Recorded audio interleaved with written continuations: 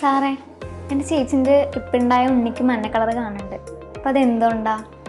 എല്ലാ നോർമലായിട്ട് ജനിക്കുന്ന കുട്ടികളിലും ഈ മഞ്ഞ കളർ കാണുന്നതാണ്. ആദ്യത്തെ 3 ദിവസങ്ങളിൽ 3 ദിവസം കഴിഞ്ഞ് മഞ്ഞ കൂടി, പിന്നെ ഒരു 7ാമത്തെ ദിവസമൊക്കെ ആകുമ്പോൾ അതിങ്ങനെ കുറഞ്ഞ് ആദ്യത്തെ 15ാമത്തെ ദിവസം ആകുമ്പോൾ മൊത്തത്തിൽ ഇല്ലാതാവുകയാണ് ചെയ്യുക.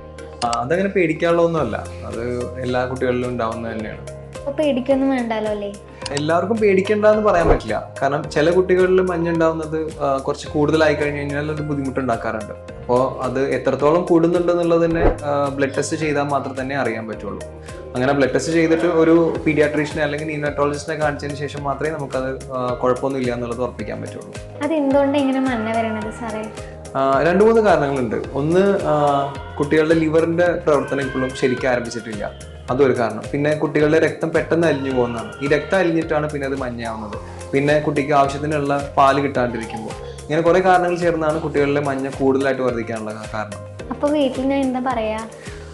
കുട്ടിയുടെ കൈയിന്റെ അടിയിലേക്കോ അല്ലെങ്കിൽ കൈമുട്ടിന്റെ താഴിലേക്കൊക്കെ മഞ്ഞ വരുന്നുണ്ടെന്നുണ്ടെങ്കിൽ അതിനർത്ഥം കുട്ടിയുടെ മഞ്ഞ കുറച്ച് കൂടുതലായിട്ടുണ്ടെന്നുള്ളതാണ്.